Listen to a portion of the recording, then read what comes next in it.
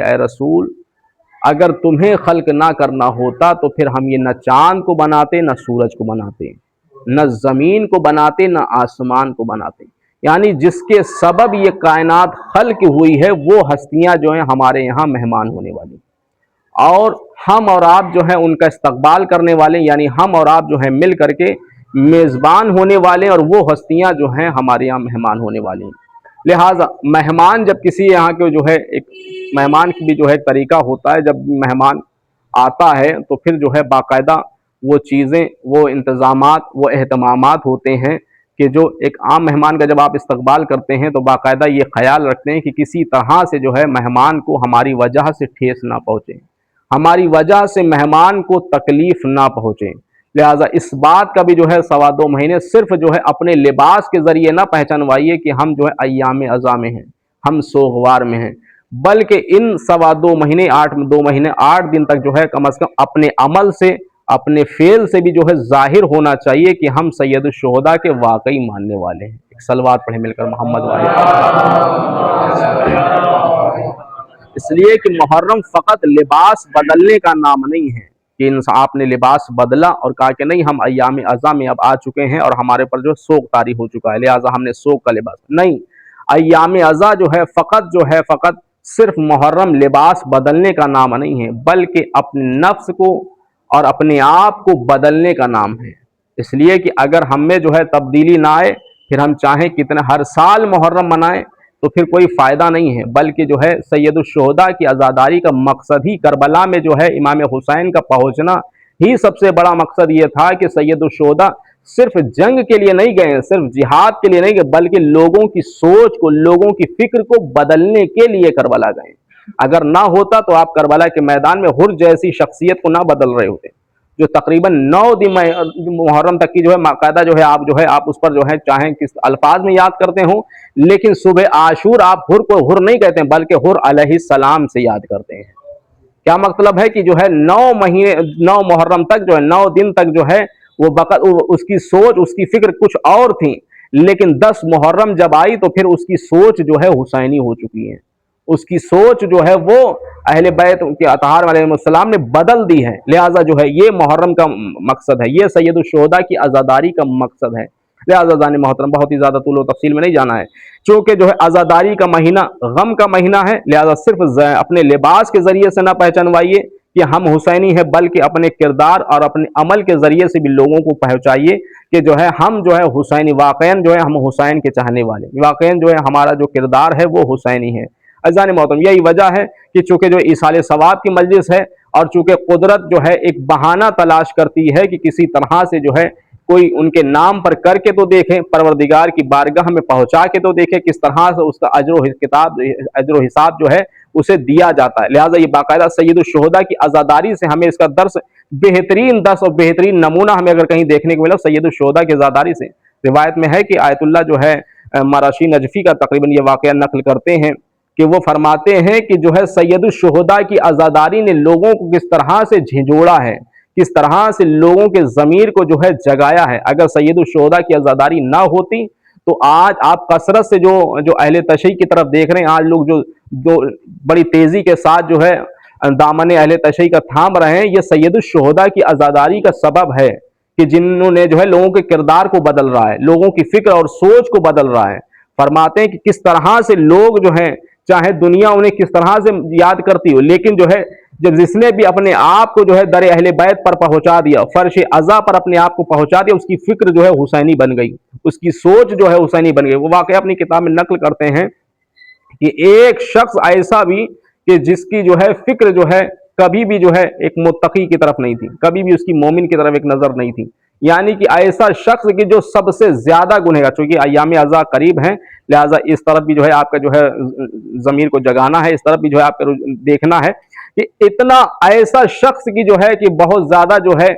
ظالم بھی کہہ سکتے ہیں، بہت زیادہ جو ہے گنہگار بھی کہہ سکتے ہیں، ایسا کوئی عمل نہیں جس کا قابل قبول ہو، لیکن جب سید الشہداء کی بارگاہ میں پہنچا تو ایسا عمل بدل دیا کہ سید الشہداء نے بڑھ کے اپنے سینے سے لگایا، اور وہ جو گنہگار شخص ہے، چونکہ بعض ہوتا یہ ہے کہ لوگ فرش عزا پر جو ہے چونکہ جو یہ بھی دیکھنا چاہیے کہ آنے والا جو ہے ایک نظر سے دیکھنا چاہیے، آنے والے کو حسینی نظر سے دیکھنا چاہیے، حقارت کی نظر سے نہیں دیکھنا چاہیے، اس لیے کہ یہ درسگاہ امام حسین ہے، یہاں پر جو ہے سب کے لیے جگہ برابر ہوا کرتی ہے، کوئی بڑا یا چھوٹا نہیں ہوا کرتا ہے۔ وہ لکھتے ہیں کہ جو ہے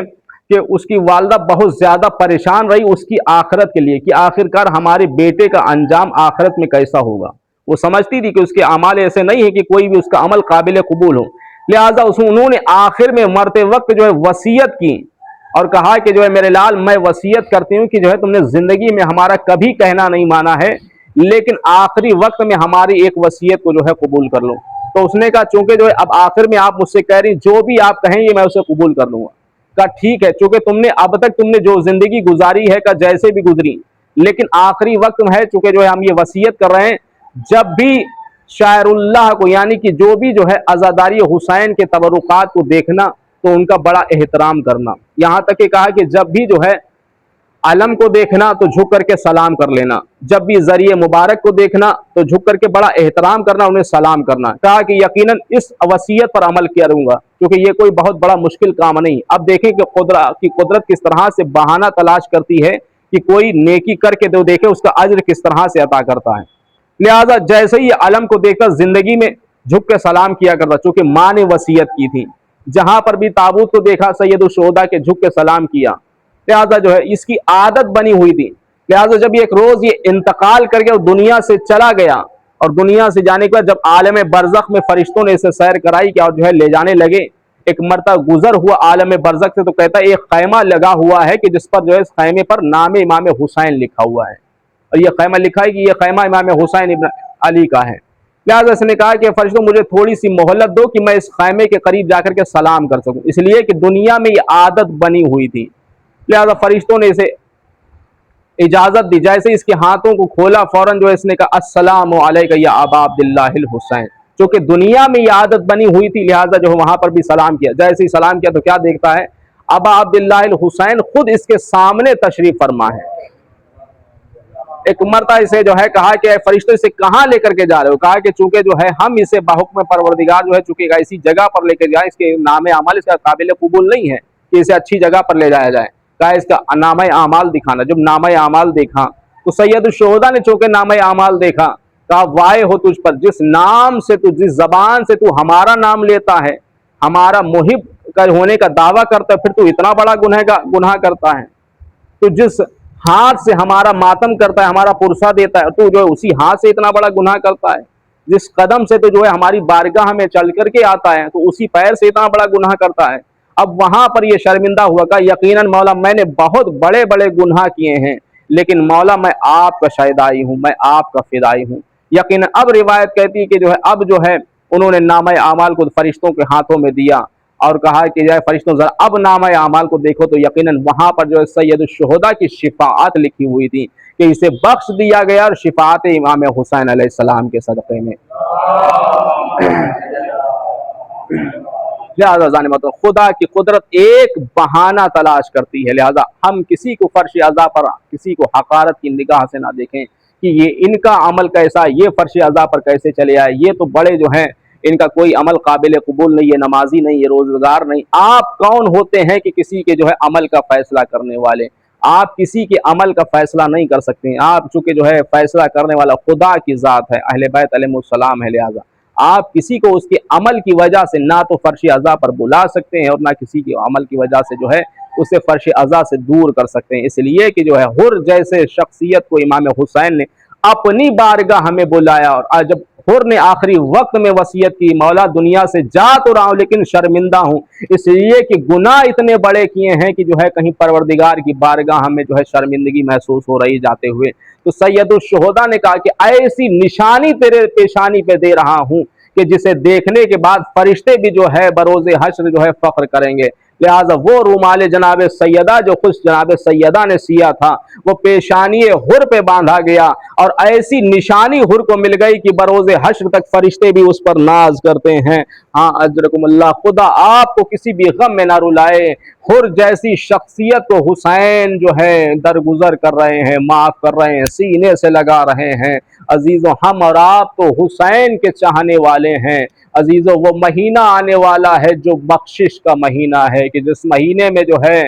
हुर जैसी शख्सियत को बख्शिश मिली है, हुर जैसे शख्स के गुनाहों को माफ किया गया है। लिहाजा हम और आप जो हैं हुसैन के चाहने वाले, नबी के नवासे का पुरसा देने वाले हैं। ये वही कौम है कि जिसके लिए बाकायदा जो शहजादी जहरा ने जो है बाकायदा बाबा से सवाल किया, बाबा जान हमारे हुसैन पर रोएगा कौन? तो रसूल खुदा ने यही तो कहा था ना, बेटी ना घबरा, खुदा एक कौम को पैदा करेगा कि जिसके जवान तेरे जवान का मातम करेंगे, जिसके ज़ईफ तेरे ज़ईफ का मातम करेंगे, जिसके बच्चे तेरे बच्चों का मातम करेंगे। अजीज़ो, करबला के मैदान में उस हस्ती को इस तरह से कत्ल किया गया कि रिवायत के जुमले हैं कि सैयदुल शुहदा को रुला रुला के मारा गया। चौथे इमाम पूरी जिंदगी गिरिया करते रहे। जब भी गुजर होता था बाजारों से तो एक मरतबा कस्साबों ने ये कह के अपनी अपनी दुकानों को बंद कर दिया कि सैयद सज्जाद आकर के हमसे सवाल करते हैं, ऐ कस्साब तूने जानवर को पानी पिलाया या नहीं पिलाया? कस्साब कहता, मौला हम मुसलमान हैं, हमने शरीयत मोहम्मद मुस्तफ़ा को सुना है और उसे पढ़ा भी है। लिहाजा शरीयत मुस्तफ़ा ये है कि जानवर को भूखा और प्यासा ज़िबा ना किया जाए। जानवर को जब ज़िबा किया जाए तो जो है कुंद खंजर ना हो बल्कि तेज हथियार हो। एक मर्तबा उसके बाद कस्साब कहते, हमने ये भी सुना है जब जानवर को ज़िबा किया जाए तो दूसरा जानवर उसे देखने ना पाए। सैयद सज्जाद करबला का रुख करके कहते हैं, बाबा मुसलमानों को ये तो मालूम है कि जानवर को कैसे ज़िबा किया जाए। अरे बाबा वो कैसे तेरे कातिल थे कि जिन्होंने आपको कुंद खंजर से ज़िबा किया। 3 दिन की भूख प्यास में मेरी फुफी ज़ैनब आपको देख रही थी। इन्ना लिल्लाहि व इन्ना इलैहि राजिऊन। रज़न लिक़ज़ाहि व तस्लीमन लिअम्रिहि। अल्लाहुम्मा बिहक़्क़ि ज़हरा बिहा बालिहा बनिहा बरला मोहम्मद वाले मोहम्मद। हमारी इस मुख्तसर से इबादत को कबूल फरमा। बरला मोहम्मद वाले मोहम्मद के इस मजलिस का सवाब मरहूम मरहुमा की कब्र में ईसाल फरमा। बरला मोहम्मद वाले मोहम्मद की इस मजलिस के मरहूम मरहुमा के तमाम गुनाह कबीरा और सगीरा को माफ़ फरमा। बरला हमारे मरहुमीन की मग़फ़िरत फरमा, उन्हें आला-ए-लीन में मकाम अता फरमा। बरला हमारे तमाम गुनाह कबीरा और सगीरा को माफ़ फरमा। हमारे आमाल से हमारे वक्त के इमाम को राज़ी फरमा। हमारे इमाम के ज़हूर में ताजील फरमा और कम से कम इस काबिल बना के जब अपने इमाम का ज़हूर देखें तो